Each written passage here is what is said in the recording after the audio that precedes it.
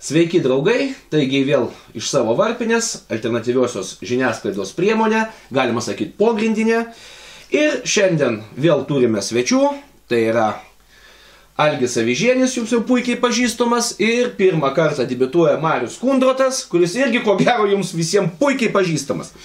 O kalbėsime mes apie Lietuvos ir Rusijos santykius. Iš tikrųjų, vos tik pradedam kalbėti viešoje erdvėje, bet kas šią temą, iš karto galim susilaukti visokiausių vertinimų. Iš tikrųjų, kalbant apie Lietuvos Rusijos santykius, dažniausiai nuomonės būna ne tai, kad kraštutinės, dažnai jos būna isteriškos. Kiek, sakykime, iš tos antirusiškos pusės, kiek iš prorusiškos pusės. Reikia pripažinti, abi šios pusės, sakykime, abi šios pozicijos Lietuvoje egzistuoja. Mes kalbėsim kiek kitaip, mes kalbėsim taip, kad, kaip manome, yra vis dėlto objektyvu. Taigi, nuo ko pradėti? Be abejo, nuo mūsų istorijos. Bendros istorijos ir atskirai istorijos. Taigi, istorinės santykių su Rusija patirtis. Ką jie mums byloja? Gal nuo istoriko ir pradėkim. Labadiena. Tai iš tikrųjų galima išskirti du valstybių tipus, du valstybių modelius. Yra nacionalinės valstybės, kurios siekia sukurti namus savo titulinėms tautoms. Ir yra imperinės valstybės, kurios gyvuoja per savo įtakos plėtrą, per ekspansiją. Ta ekspansija gali būti vykdoma įvairiais būdais, sakykime, vienas iš būdų tai yra tiesiog perimti naujas teritorijas ir inkorporuoti į savo sudėtį. Kitas būdas yra tiesiog išplėtoti savo, sakykime, įtaką tam tikroms teritorijoms ar tam tikroms, sakysim, valstybėms. Tai Rusija be jokios abejonės priklauso, aišku, tam imperiniam ekspansyviam valstybių tipui ir visą laiką siekia didesnės įtakos aplinkinėms šalims, aplinkinėms tautoms. Tai iš tikrųjų santykiai su tokia valstybė yra labai problemiški ir kalbant plačiau tokiam pasauliniam geopolitiniam kontekste, tai iš tikrųjų aš labai puikiai suprantu tos žmonės, kurie nenori vienpolio pasaulio.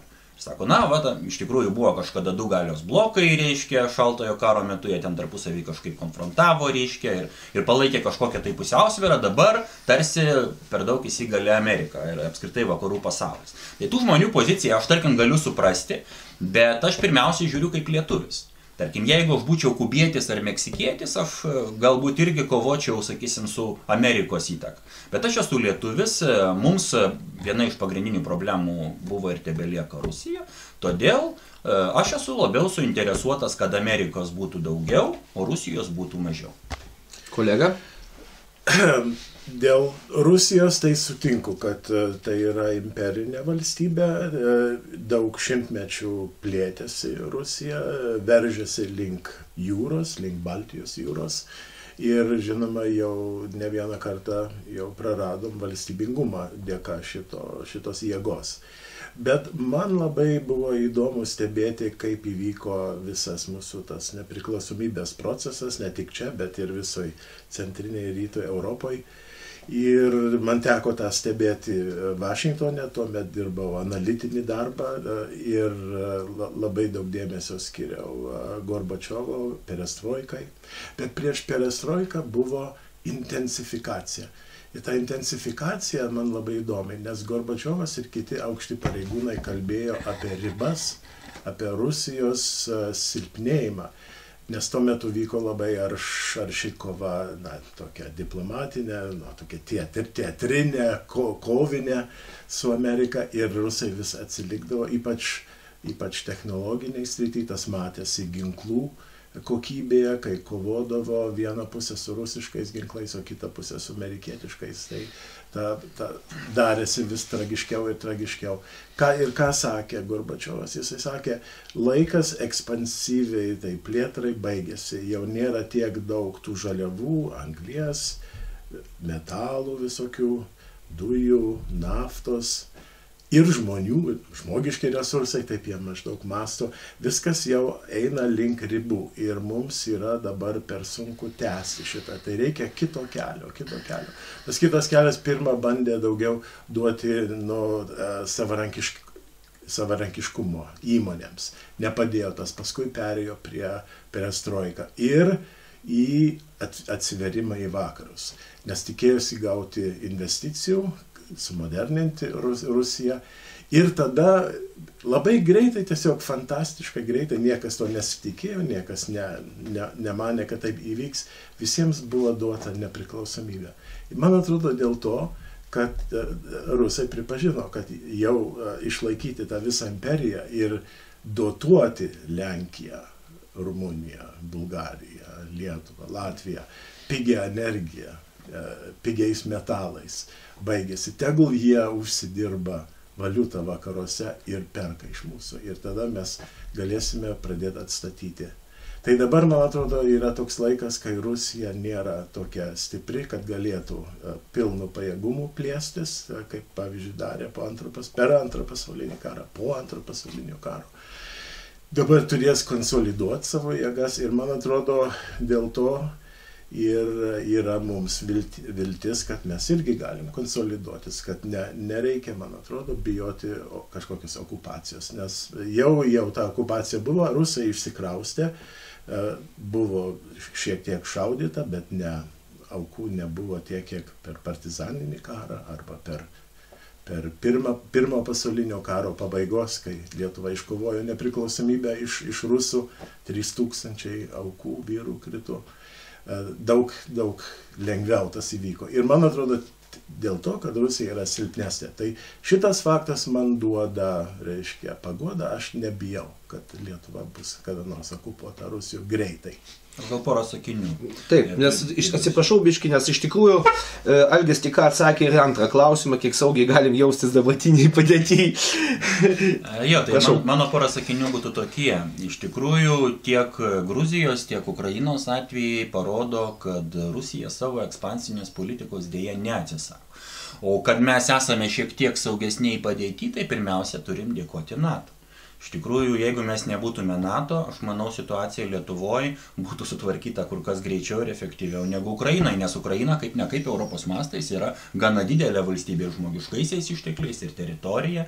Na, o mus paprasčiausiai būtų paėmę ir suvalgę. Tai tikrai labai gerai, kad mes esam NATO ir turim tą savo NATO partnerystę stiprinti, turime stiprinti savo įsipareigojimų vykdymą ir aktyviai dalyvauti šito bloko veikloje.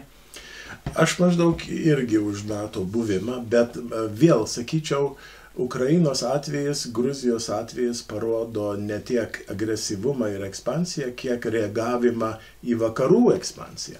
Nes atsiminkim, visa ta košė Ukrainoje prasidėjo nuo ko? Nuo ES plėtros į rytus, nuo rytų partnerystės. Turėjo būti pasirašyta rytų partnerystės sutartis.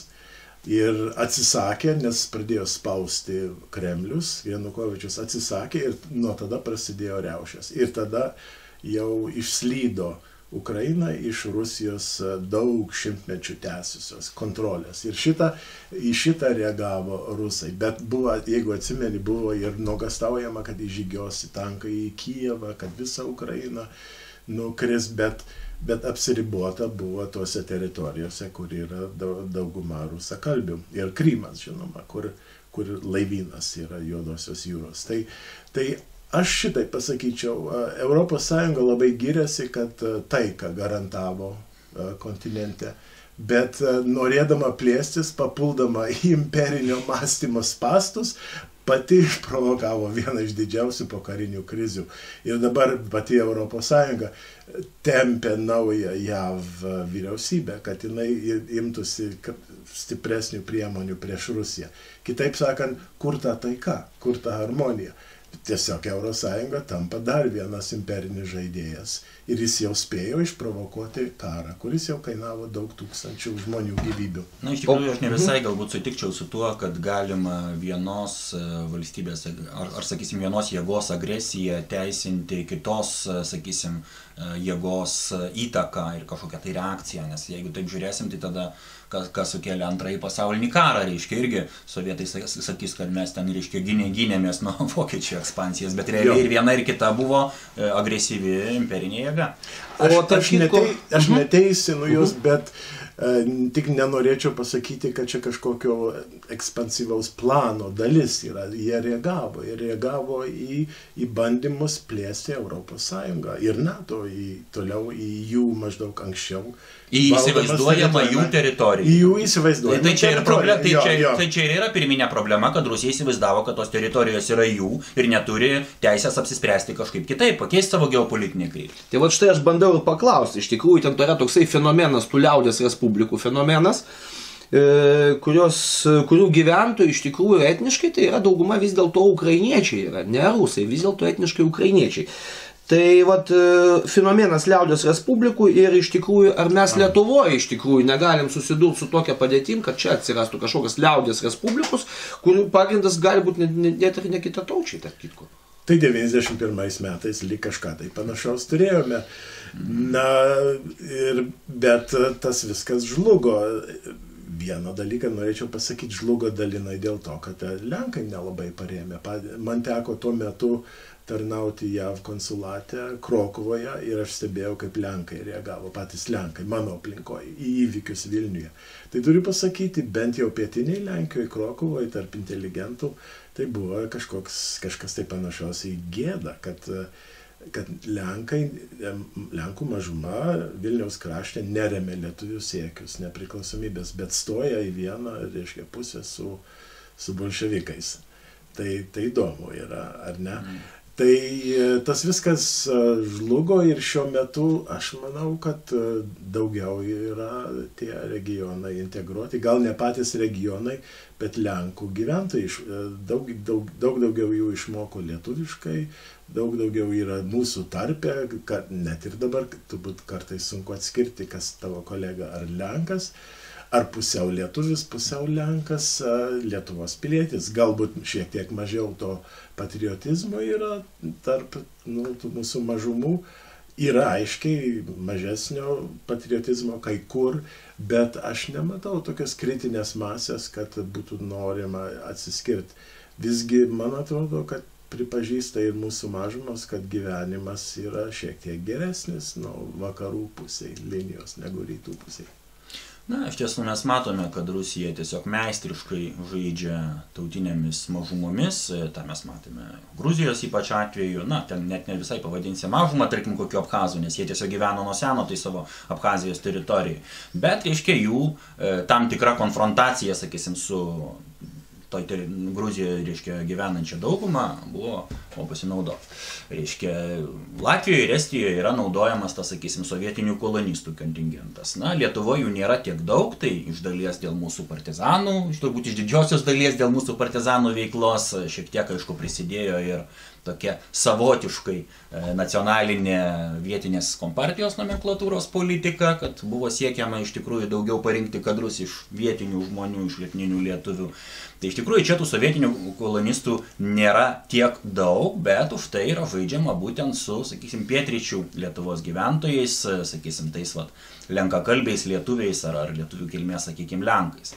Tai problema iš tikrųjų yra ir tuo labiau, kad šiuometinis tarsi lyderis ar pretenduojantis į lyderį šitos tautinės grupės ponas Valdemaras Tomaševskis su savo partija pasiduoda šitam žaidimui. Jie mato matyt Rusiją kaip kažkokį tai galimą partnerį siekti savo kažkokių tai projektų.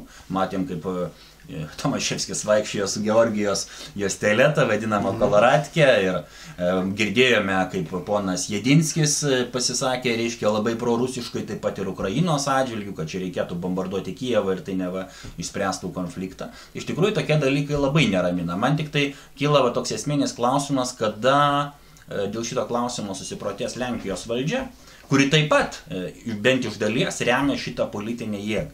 Iš tikrųjų mes matom, kad Lenkijos dabartinis politinis elitas jis masto labai sveikai, jisai yra euroskeptiškas, jisai kartu yra antikremlinis ir jisai yra proamerikietiškas. Tai iš tikrųjų yra labai protinga geopolitinė pozicija tiek Lenkijai, tiek ir Lietuvai, bet kai remiamos realiai tokios koloradinės prorusiškos jėgos Lietuvoje, tai yra labai keista. Aš tikiuosi, kad Lenkijos politinis elitas susipras kažkaip, kad nereikia kiršintis. Kaip tik jam yra naudingesnė, stipri ir draugiška Lietuva, kuri kartu reiškia tiek Europos Sąjungoje atstovautų nacionalinės valstybės pozicijas, tiek ir, sakysim, atstovautų tą Rusijos stabdymo, tarkim, strategiją. Taip. Bet kaip įdomu, kalbam apie mūsų brolius Lenkus Lietuvoje, bet apie rusus ramu. Rusakalbiai didelių pretenzijų, didelių problemų mums kažkaip nesudaro. Tai yra pusė tų mūsų mažumos atstovo. Jie ramus, bet Kremlius, sutinku, žaidžia tą lenkišką kortą. Bet kaip ir pats minėjai, atsidūrė tai su tam tikrom problemom. Patys Lenkai vargu norėtų remti tokius Lenkus, kurie eina su Kremliu.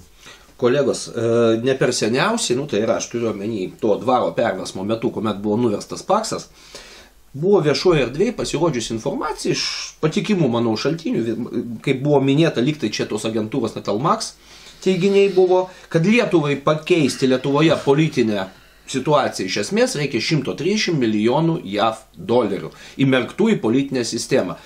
Klausimas paprastas, ar rusai tokie vargšai, kad negali tokios sumos surasti? Ne, tai aišku, ar čia patikimas tas skaičius, čia gali būti, kad iš lubų ištrauktas, bet mes matom, oligarchai gali kai kur nupirkti valdžią, bet tai dar nereiškia, kad nupirkus tą valdžią jie galės ją išlaikyti, kaip matom, pavyzdžiui, Trumpo atžvilgių. Aš simpatizuoju jam kai kuriais atžvilgiais, bet kai kuriais turiu abejonių. Štai, kad jisai labai turtingas oligarchas ir jis mano, kad jau gali valdyti, bet matome, kad daug turi pasipriešinimo. Tai gali nupirkti tą valdžią, bet dar lieka visuomenė, dar lieka universitetai, dar lieka politinės partijos, medija, lieka ekonominiai interesai ir visi jie gali veikti prieš tave ir trukdyti tau įgyvendinti. Tai čia biškai Tai yra pasakyti, kad yra suma, tai yra primityvu. Jo.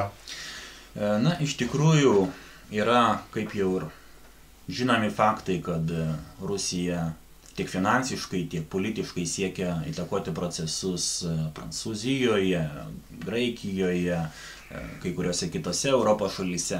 Aš tikrųjų netikiu, kad Rusija to nedarytų Lietuvoje. Bet iš tikrųjų aš manau, kad tiek mūsų politinis elitas, tiek mūsų saugumas galbūt truputėlį ne ten ieško tų pagrindinių grėsmių. Sakysim, buvo labai didelis dėmesys, ypač prieš šitos Seimo rinkimus, sutelktas į tos atvirus vadinamus vatnikus, kurie jau taip labai atvirai reiškia prorusiškas pozicijas ir šitų, sakykime, žmonių flagmanų tarsi tapo Liaudies partija. Mes matėm, kiek Liaudies partija gavo ten 1,5%. Apie procentą kažkur tai gavo per Seimo rinkimus, reiškia. Tai aš iš tikrųjų netikiu, kad jeigu Rusija būtų realiai investavusi į šitą politinę jėgą, jin būtų pasirodžiusi su tokiais rezultatais. Jin mažiausiai būtų patekusi į Seimą, o gal netgi ir turėtų ten visai nemažą frakciją. Tai iš tikrųjų tai skatina tam tikras išvadas, kad jeigu Rusija investuoja Lietuvoje, tai investuoja į kažką kitą. Galimai jinai investuoja į, sakykime, sisteminės partijas, galbūt ne į visas partijas, bet į atskirus veikėjus juose. Ir mes girdėjom, tarkim, iš kai kurių valstiečių ir žaliųjų sąjungos atstovų, pabrėžiu, kai kurių atstovų, kad mes čia turėtume tarsi labiau draugauti su Rusija, ieškoti kažkokiu tai kontaktų ir taip toliau. Kita vertus, yra tokia teorija, jinai gali nuskambėti kaip sąmokslo teorija, bet tam tikros racijos joje galbūt yra, kad iš tikrųjų mūsų liberalioji žiniasklaida, kuri sieja tautinės, krikščioniškas ir konservatyves vertybės su Kremliumi, su Putinu, iš tikrųjų pati ir dirba Rusijai. Nes kuo daugiau, reiškia, žmonėm bus pateikta taip, kad Putinas yra tų tradicinių vertybių gynėjas, tuo didesnė tikimybė, kad Putino šalininkų Lietuvoje gausės. Ir nekalbėkim vien tik apie Seimą, vien tik tai apie rinkimus, bet kalbėkim ir apie ekonomiką, apie įtaką ekonominiam lygmenyje. Ir ji lieka didelė, apie tai gal nepakankamai kalba. Geležinkeliai, pavyzdžiui, tai yra daug sritis, kur daug bendradarbiauja su Rusija. Dujos, naftos pirkimas šiuo metu. Pavyzdžiui, mes žinojom, kad Kaune labai įtakingi konservatoriai, tai labai buvo susijęs su dujininkais. Ir su elektros tiekimu. Gal neminėsiu tų pavardžių, bet mes visi žinom, apie ką kalbam, kauniečiai žino. Tai čia tokia tyli yra įtaka ir galbūt tuo tenkinasi Kremlius. Kremlius, man atrodo, rimtai nebando forsuoti kažkokią politinę partiją, kad jinai patektų į Seimą. Jis turi jau svertus, tie svertai yra per priekybę. Daugelis verslininkų dar vis labai norėtų atnaujinti santykius ekonominius, prekybinius su Rusija. Daugelis ir jų turi toliau. Ir jau čia yra tylus, bet stiprus veiksnys, kuris... Mes negyvenam saloje, tiesą sakant. Rusija visą laiką buvo vienas pagrindinių partnerių. Tiesa, po Mariaus žodžių, tai dėl Liaudies partijos, kaip buvęs kandidatas į Seimo narius būtent šios partijos sąrašuose, aš dabar nutariau gal nubėgti, pasižiūrėti, ar man nepervedė Rusija šiek tiek pinigėlių, bet manau, kad nevedė, tai ir nepervedė. O iš tikrųjų, vėlgi apie ekonominius tokius interesus, tokius verslo interesus.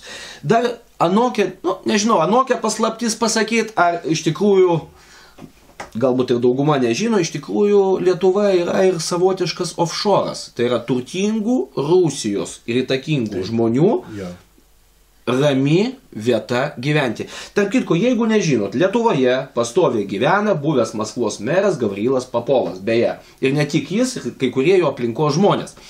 Tai va, gal čia slypi Lietuvos saugumo garantas. Mes daugiau pasikvieskim šiek tiek prisidirbusių, bet įtakingų Rusijai žmonių ir Lietuva bus saugi. Bet ne per daug, kad paskui jų balsas tampa lemiamas.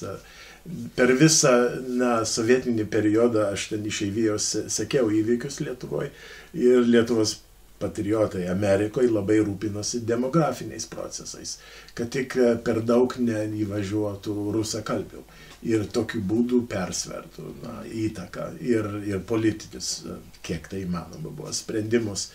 Tai tam buvo jautrumo ir Lietuvos partiečiai atvykę į Ameriką visuomet girdavosi, kad jie sėkmingai, bet labai principingai kovoja už demografinį tą frontą, kad žiūrėkite, Latvijai jau visai ten įsileido, beveik pusė yra rusakalbiai, bet ne pas mus lietuvis, mes mokame, mes kovojame. Dabar aš, kai jau pažįstu geriau tą klasę, jau daugiau skeptiškai žiūriu į šitą, dabar matau, kaip mielai kai kurie buvę partiečiai norėtų priimti pigesnę darbo jėgą iš Rusijos, arba net ir vienu metu vajus buvo iš Arabų ir Afrikos šalių, 50 000 labai vienas įtakingas. Tai dar nepasibaigė, dabar 20 000 per metus, dabar pasikeitė tiesiog skaičius. Jo, bet dabar mato realiai tie žmonės nelabai integruojasi į darbo rinką iš Afrikos ir Šiaurės Afrikos ir iš Arabų šalių. Tai va dabar kalbame apie ukrainiečius, bet tai vėl keičia demografinius santykius. Tai visa ta, dėl kurio kovojo Lietuvos patriotai komunistai, dabar atrodo nelabai jau aktualu, bet yra aktualu. Nereikėtų neribotą skaičių rusakalbių įleis, nes jų yra tiek daug, o mūsų labai labai maža tauta yra. Tai mes tą turėtumėm labai jautriai žiūrėti, bet tą dabar kažkaip praradom. Anksčiau propagandiniu būdu rodoma, kad čia kovojame, bet dabar atrodo jau atsisakoma nuo tos kovos. Jo, iš tikrųjų aš trumpai pasakysiu, kad Lietuva yra lietuvių tautos namai ir taip turi likti. Lietuva tikrai nėra praeinamasis kiemas ir neprivalo jo tapti. Bet jūs mane užvedėte labai tokios įdomios minties, kalbėdami apie tuos atvažiuojančius rusus. Man tenka daug bendrauti su rusų tautininkais. Ir būtent tais normaliais tautininkais, ne imperininkais, jie masiškai migruoja iš tikrųjų iš Rusijos. Jie kai kurie netgi važiuoja į Ukrainą kovoti ukrainiečių tautos pusėje. Ir kaip jie tai motyvuoja, sako, mes nebematom prasmės kovoti Rusijoje. Nes tu kaip tautininkas gali kovoti su režimu už tautą. Bet kaip kovoti už tautą su pačia tauta? Iš tikrųjų, pati tauta Rusijoje yra labai stipriai apsėsta visos šitos putinizmo manijos. Aš tikiu, aišku, kad ten kažkiek rinkimai yra paklastojami, jie visur paklastojami, net ir Lietuvoje, bet iš tikrųjų yra labai didelis palaikymas. Ir vat būtent tie rusų tautininkai, patriotai, kurie nori tos tautinės demokratiškos Rusijos, jie mato, kad nebeturi visiškai jokio palaikymo ir nebemato prasmės toliau kovo. Tai yra labai liūdna situacija iš tikrųjų. Ir va, tarp kitko, čia dar viena įdomi tema. Reiškia, galima klausti, ir kai kurie žmonės klausia, kas vis dėlto mums dabar yra didesnis pavojus. Ar ES centralizacija ir visas tas laukinis liberalizmas, kuris iš ten ateina, kuris greuna šeimas, greuna tautiškumą, greuna vertybės. Ar vis tik tai didesnis pavojus, sakykime, yra ta tokia brutali Rusijos jėga. Tai aš atsakysiu labai paprastai.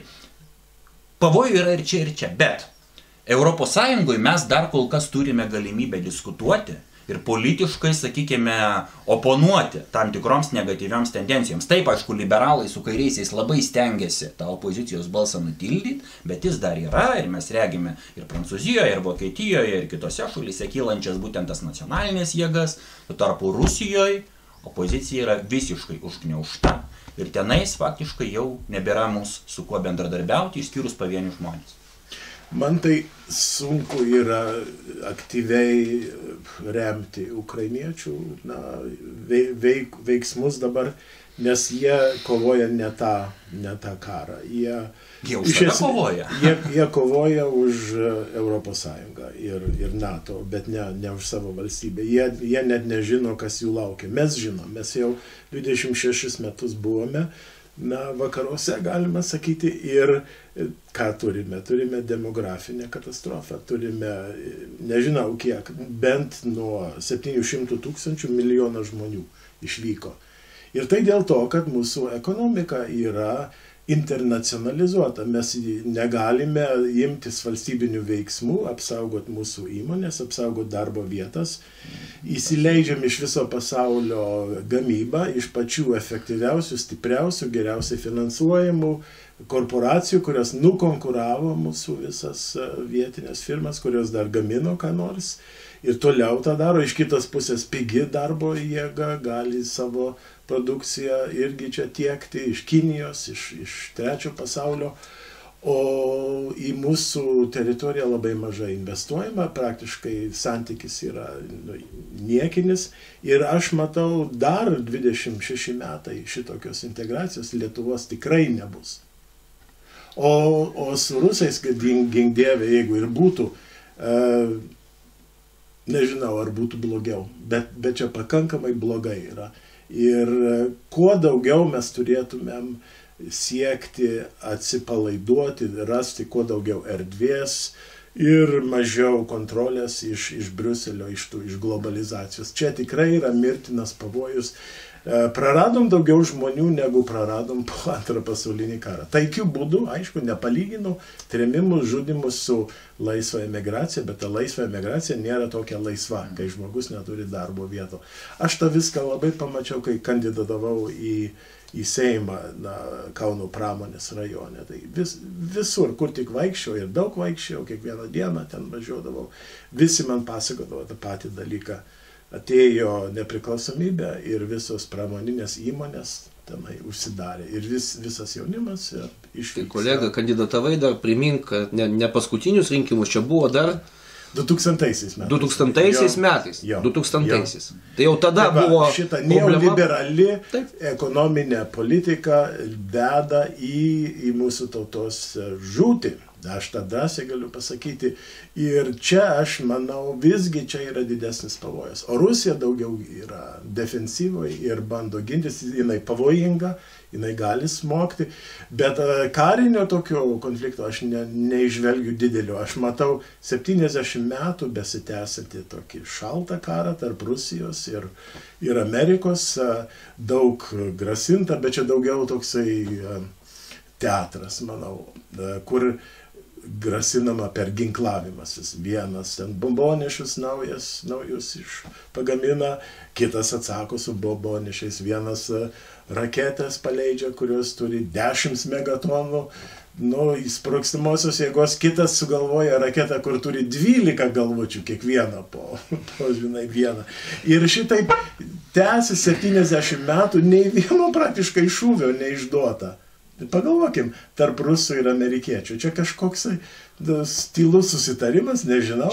Bet kiti kovoja, krenta, miršta vietnamiečiai, korėjiečiai. Čia kolega man labai primena būseną berniukų kambarys vasaros stovykloje, matuojasi. Kieno Jo. Ginkluotė geresnė. Jo. Mariau, norėjai? Jo, dėl Ukrainos aš norėčiau truputėlį paoponuoti, kad jinai kovoja tik tai už Europos Sąjungą ir apskritai už vakarietišką kryptį. Politinis elitas greičiausiai taip. Tačiau mums vėlgi tenka bendrauti su tai žmonėm, kurie iš tiesų kaunasi fronte, sakysim, su dešiniojo sektoriaus tenais ir laisvės, sakysim, partijos žmonėmis. Tai jie labai aiškiai supranta, kas jų laukia Europos Sąjunga. Jie labai aiškiai supranta, kas jų laukia Europos Sąjunga, bet jie kovoja būtent už nacionalinę valstybę. O dėl to, ką reikėtų daryti Lietuvai, visoje šitoje sudėtingoje situacijoje, aš turbūt galiu pasikartoti, mums reikėtų laikytis Lenkijos politinio elito pozicijos. Iš tikrųjų, kad Europos Sąjunga jinai gali būti, bet jinai turi būti suverenių valstybių sąjunga. Tai vienas principas, kad jinai iš tikrųjų neturi tapti valstybė. Kitas principas, kad Europos Sąjunga iš tikrųjų turi būti europietiška, tai yra su prancūziška Prancūzija, su vokiška Vokietija, ten be maurų, be turkų, sakysim, be afrikiečių. Ir trečias momentas, tai Europos Sąjunga turi sugrįžti prie tų pamatinių bendražmogiškų vertybių. Turi būti sustabdyta šita laukinė liberalizmo invazija. Na, dėl Lenkų požiūrio, tai pritariu, jų yra daug išmintingesnė pozicija negu mūsų valdžios, kuri yra visiškai pataikūniška. Taip pat galim pridėti dar vengrų, čekų, slovakų poziciją ir labai gaila, kad mes neprisijungiam prie jų, pavyzdžiui, dėl migracijos klausimo galėtumėm sukurti stipresnį bendrą frontą, Tikrai taip. Bet šito nepadarom. Aš tik tai pasakyčiau vieną skeptišką dalyką dėl grįžimo į kažkokią pamatinę, Europos Sąjungą, man atrodo, Europos Sąjunga iš pat pradžių buvo kurta tam, kad nugalėti nacionalinės valstybės ir kad jų nebūtų. Ir tai yra globalus projektas, kuris nuo pat pradžių bandė, jau net ir porą metų po karo buvo bandyta sukurti politinę sąjungą. Jau tada, be jokių užlankų. Bet prancūzai labai užprotestavo. Tai tada visi tie biurokratai, kurie nori ES to projekto, atsitraukė ir buvo tada pasirinkta tokį step by step procesą. Ir dabar vėl, atrodo, einame prie politinės tos sąjungos. Bet aš skeptiškai manau dėl to grįžimo, kadangi Eurosąjunga tai yra 30-40 tūkstančių biurokratų. Tai yra visokiausių organizacijų, tai yra interesų, kaip tą viską neutralizuoti. Kai sukūri tokią milžinišką struktūrą, 35 tūkstančių biurokratų, tai jie toliau eis to keliu, kurie užprogramuoti. Tai gali viršūnėse deklaruoti, taip mes norime grįžti į tėvynių Europą ir taip ir gal bus pusę metų ar kiek paskui, kai aprims aistros, vėl biurokratinis aparatas pradės daryti savo. Tai tol, kol neišardys tą visą federacinę tokią mašineriją, tam ir jinai sukurta, kad būtų federacija. Tai tol tikro tokios garantijos tautoms, nacionalinėms valstybėms ir demokratijai nebus, man atrodo. Bet verta kovoti, reikia būtinai prisijungti prie Lenkų ir vengrų. Aš manau, iš tikrųjų viskas priklausys nuo pačių Europos tautų. Jeigu Europos tautos bus aktyvesnės, aktyviau rinksis, sakysim, būtent šitą nacionalinį viziją, tai elitas galų galiai, jisaigi ne iš kažko tą savo jėgą semia, jis semia iš mūsų pasyvumų.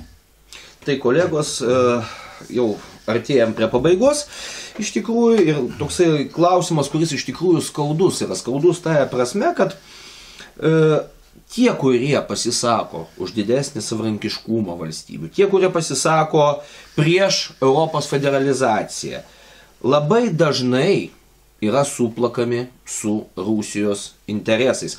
Ir iš tikrųjų yra dar taip, kad globalizacijos kritika, tai yra kritika vakarų sistemai, liberaliai tai sistemai, tai yra kraštutiniam liberalizmui, kai kurių žmonių, kai kurių visuomenės veikėjų, kai kurių visuomenininkų dažnai staiga virsta visiškų Rusijos pozicijos palaikymu. Lyg tai būtų kažkokia alternatyva. Arba taip, arba taip. O šitas fenomenas, iš kur jisai atsiranda? Nes Lietuvoje mes tą fenomeną pastebim ir gana dažnai.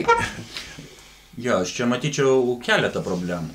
Pirmiausia, tai yra daugelio žmonių intelektualinis tingumas. Iš tikrųjų, kai žmogus nėra išlavinę savo mąstymo, jam labai sudėtinga mąstyti daugiau negu vieną ar dviem kategorijom tuo pat metu. Reiškia, jeigu vakarai yra blogis, tai rytai yra gėris ir atvirkščiai. Tai čia, sakysim, yra mąstymo problema.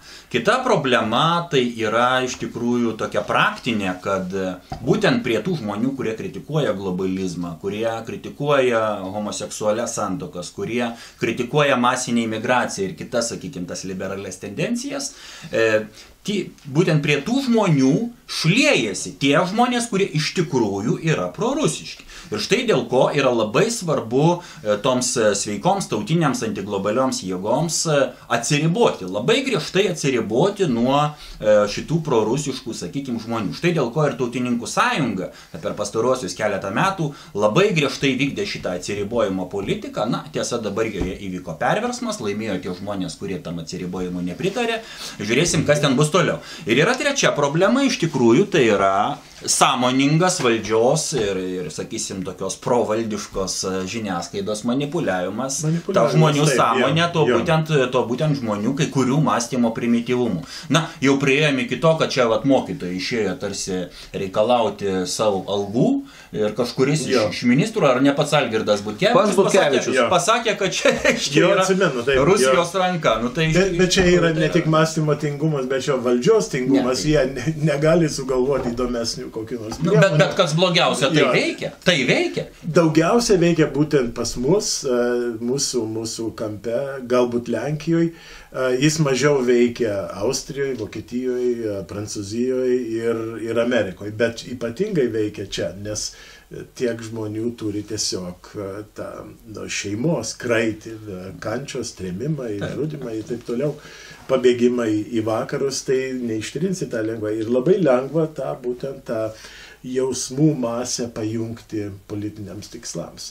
Bet tautininkai gerai daro, kaip minėjai, kad atsiribotų, bet mano nuomonė pereina tas į paralyžių ir baimę su bet kokiais aktyvesniais antiglobalistai susisieti, kad tik nebūtų kaltinti. Čia ne kaltinimo problema, čia yra drąsos klausimas ir kai kurie kolegos, ne pats, bet kiti, man atrodo, yra tiek bijo tą Rusiją, kad jie daugiau nekenčia Rusiją, negu myli Lietuvą. Man atrodo, jie pasiruošę aukoti Lietuvą globalizacijai, tik kad rusai negautų. Tokių žmonių yra. Tai už tai aš sakau, labai svarbu išlaikyti tą pusiausvyrą ir labai aiškiai matyti iššūkius tiek vienoj pusėje, tiek ir kitoj. Nes lygiai taip pat galima kalbėti apie žmonės, kurie, reiškia, labiau nekenčia ten Europos ar labiau nekenčia Amerikos, negu myli Lietuvą. Irgi yra ta problema. Kalbant apie šitą atsimenu vieną Lenkų veikėją Grzegorz Braun, kurio straipsnį išverčiau. Tai jis ir įdomiai kalba, jis nebūtinai atstovauja daugumos, bet buvo įdomios mintis, būtent, kad Lenkai turėtų saugotis ir rusų, ir amerikiečių, ir vakarų. Abidvi pusės gali būti labai pavojingos Lenkijai. Tai Lenkai tiesiog turėtų vengti būti pastatyti į priekinės linijas. Maždaug tą, ką aš anksčiau kalbėjau, aš panašiai galbūt irgi mąstau. Jis nesako išstoti iš NATO, bet jis atsisako, kad Lenkai ypatingų kokių priemonių naudotų, kad paaštrintų konfliktą tarp Maskvos ir Vašingtono, pavyzdžiui.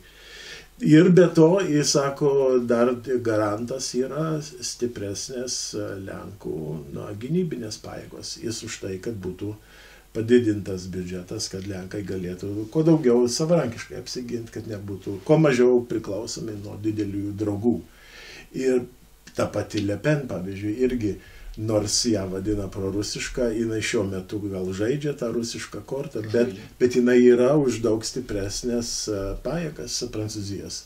Tai reiškia, kad jinai galvoja apie Prancūzijos interesus ir Prancūzijos saugumo.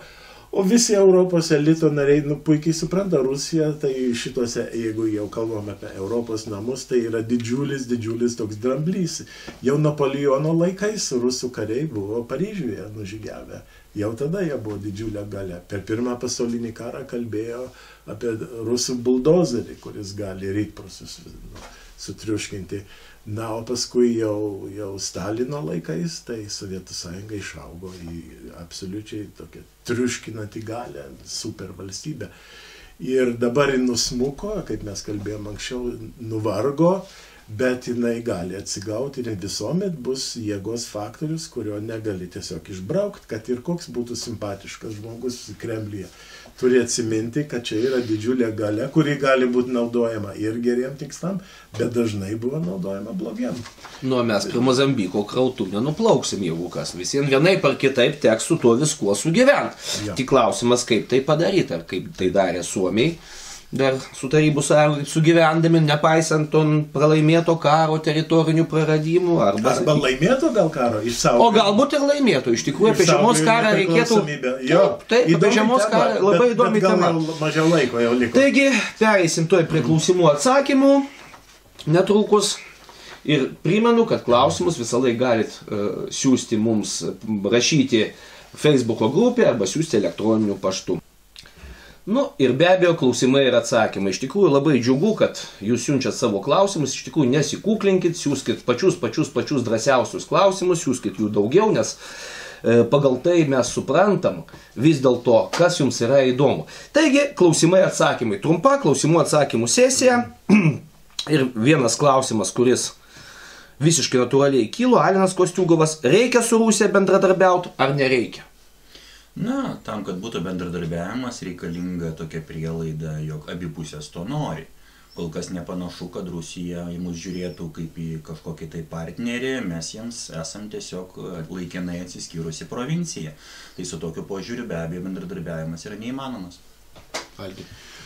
Na, gal aš taip griežtai nežiūrėčiau į Rusiją, kad jie žiūri mus į kaip laikinai atsiskyrusią respubliką, nes visgi jau 26 metus gyvenam savo nepriklausomoje valstybei.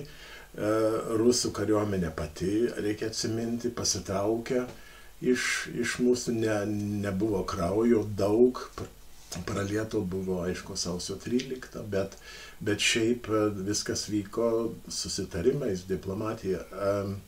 Aš nemanau, kad šiuo metu Rusija norėtų užkariauti mus, bet mums Rusija, aišku, praeitį buvo didelė grėsmė, mes nukentėjom daug nuo Rusijos, net ir prieš 500 metų, 400 metų jau matėm rusų veržimasi į jūrą, į Baltijos jūrą, praradome tuomet valstybingumą, bet tarpukarį, pavyzdžiui, rusai šiek tiek mus parėmė dėl Vilniaus klausimo. Rusai labai nenorėjo ir turbūt dabar jų tokia yra politika, kad Lenkai per stipriai neįsigalėtų šitoj teritorijoje. Tai kuris laikas tai buvo kontra toks balansas Lenkams. Ir ta prasme ir ateityje, jeigu kada nors pas Lenkus atsirastų noras dominuoti mus, Rusai galėtų būti ta jėga, kuri veiktų prieš juos.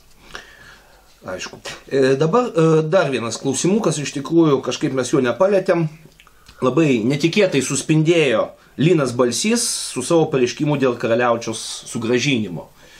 Ką manote apie šitą Lino Balsio pareiškimą? 2-3 žodžiais. Nereikia mums Kaliningrado srities. Turime pakankamai mažumų, kurios bandom integruoti dar 1 milijoną ar 500 000, kaip ten reikėtų pasidalinti turbūt su Lenkija. Ne, tiesiog čia negera idėja. Na, aš truputėlį kitaip galvočiau. Vis tik tai yra mūsų istorijos ir kultūros lopšys. Ten buvo išspausdinta pirmoji lietuviška knyga, pirmoji lietuviška poema, parengta pirmoji lietuvių kalbos gramatika. Ir iš tikrųjų, jeigu žiūrėsim dar Mindaugo laikais, bent jau rytinė karaliaučiaus krašto dalis, tai buvo netgi ne prūsiška, o lietuviška. Na, o prūsai, kurie gyveno ten toliau į vakarus, jie ilgainiui arba vokietėjo, arba lietuvėjo. Tai iš tikrųjų, aš manau, kad etninių žemių klausimas yra labai svarbus, o dėl tautinių mažumų perspektyvos be abejo, aš iš dalies sutinku su Algiu, kad tai būtų labai rimta problema. jeigu staiga prisijungia Karaliaučiaus kraštas su visų dabar ten gyvenančių kontingentų. Bet aš manau, kad ta problema iš dalies būtų išspręsta, nes didelę dalį to kontingento tai sudaro karinės pajėgos ir aptarnaujantis personalas su šeimomis. Tai jeigu, sakysim, pradžioj Karaliaučiaus kraštas būtų tiesiog demilitarizuotas, tai didelė dalis šito, sakysim, tokio agresyvaus, mums nedraugiško kontingento, proimperialistinio, proputiniško tiesiog pasitrauktų į motulę Rusiją, o dėl eilinių Karaliaučiaus krašto gyventojų, na, kiek man teko bendrauti, sakysim, su tais paprastais Karaliaučiaus rusais, jie iš tikrųjų labiau save sieja su Europa, negu su Kremliumi, negu su Kremliaus Rusija. Tai galėtume, sakysim, nustatyti, kad ir tokią plačią autonomiją, kokią tarpukariu turėjo Klaipėdos kraštas, ir galbūt palaipsniui šitas kraštas būtų integruotas. Aš tai tik vieną pastebėjau, kai šitas klausimas iškyla ryškiau pas mus, Kaliningrado klausimas, tai būtinai iš Rusijos pusės išgirsime kažkokių svarstymų dėl Klaipėdos ateities. Nu taip, tai yra ir Vilniaus arba Klaipėdos klausimas pradeda keltas automatiškai. Bet kuriuo atveju bus keliamas, aš manau. Ar mes kalbėsim apie Karaliaučių ar nekalbėsim, nes kai kurie žmonės, sakysim, ir iš mano kolegų, aš čia dabar dėstau savo asmeninę nuomonę, teigia, kad, reiškia, mes turim laikytis Helsinkio sistemos, reiškia, kad sienos Europoje yra nekintamos, bet tai jau yra precedentas, sakysim, to paties Kosovo ir mes jau matom, kad ta sistema jau neveikia. Kita vertus, aš netikiu tokių dalykų kaip amžinos sienos. Iš tikrųjų, gal čia, aišku, kažkas pasakys, kad aš pilu vandenį nelabai draugiškų jėgų malūno, bet, na, iš tikrųjų, tokio dalyko istorijoje niekada nebuvo. Nu ir dar vienas klausimas, Vinco klausimas. Ar Rusija bus naujos pasaulio politinės ideologijos, ketvirtosios tos politinės teorijos skleidėja? Ar gali jį tokia būti? Aš tai nemanau. Nemanau, kad jinai yra labai šiuolaikiška šita idėja ir pagaliau, kad būtų patraukli Rusija arba bet koks nors galios centras, tai jis turi būti patrauklus masės gyventojams, turi kažką siūlyti, aukštesnį gyvenimo lygį, didesnės algas, patogumus, kultūrą aukštesnę. Ir čia rusai atsilieka, tai manau vien dėl to tai labai bus ribotas šitas veiksnys. Aš irgi žiūrėčiau iš tikrųjų gana skeptiškai, nors be abejo Rusijoje yra tam tikrų intelektualinių pajėgumų, bandymų sukurti kažkokį savo pasaulėvaizdį, savo kažkokį tai politinį, gal net filosofinį modelį. Tačiau aš labai abejočiau, kad šitos idėjos būtent gali būti patrauklios, tarkime, Europai. Pačioje Rusijoje jos galbūt ir prigis ir matom, kad iš dalies ir prigyja. Na, Duginas tam tikrą prasme yra beveik oficialus, reiškia, Rusijos politologas, ten yra ir daugiau, Kurginenas, kitų tokių gana įdomių veikėjų, bet kad tai bus patrauklu Europai, aš abejoju, ypač vidurio rytų Europai. Ir aš manau, mes dar apie tai pakalbėsim iš tikrųjų. Istorija per daug sveria, kad toks dalykas būtų patrauklus. Per daug atsimena čekai ir vengrai sukilimus, okupacijas, kraują. Vienas aspektas yra istorinis, kitas aspektas, yra ir iš tikrųjų šiuolaikinė, sakysim, situacija. Nes tarkim, suprantu, kad prancūzam galbūt Rusija gali būti netgi ir partneris dalinantis Europą, bet būtent jeigu Rusija taptų nacionalinė valstybė ir pradėtų propaguoti tą tikrąją nacionalinę idėją, nacionalinę, sakysim, demokratiją, tai tada be jokios abejonės jin galėtų būti viena iš vedančių šalių. Bet jos idėja nėra nacionalinė, jos idėja yra imperija. Ir to imperijoje, taip sakant, būti provincija, aš nemanau, kad norės ar tie patys Lenkai, ar netgi tie patys Vengrai, ar Čekai. Tai ir paskutinis klausimas šiandien, Gemskio Gedimino. Kaip manote, kaip konkrečiai Lietuva ir Rusija galėtų normalizuoti savo santykius? Lietuvai labai sunku būtų kažką padaryti, kadangi čia toną duoda labai galingos valstybės, iš vienos pusės pati didžiausia teritorinė savo apimti šalis, tai Rusija, ir iš kitos pusės šalis su pačia didžiausia ekonomika ir didžiausių karinių biudžetų ir pajėgos tikriausiai. Tai jie spręs dažnai, bet aš manau, mes galėtumėm mažiau galbūt išsišokti šiuo atveju, nes mes čia esame fronto linijoje, nemanau, kad tai yra mūsų interese, kad konfliktai tarp abiejų šitų blokų aštrėtų. Mes turėtumėm susilaikyti. Aš, pavyzdžiui, esu prieš tai, kad mūsų prezidentė pavadino Rusiją teroristinę valstybę.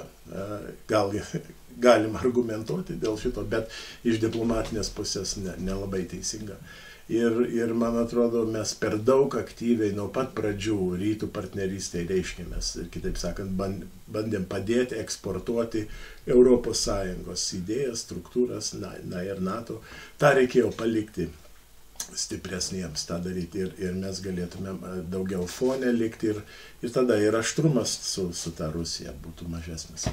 Na, aš tikrai abejoju, kad pačiai Rusijai reikia tų santykių normalizavimo.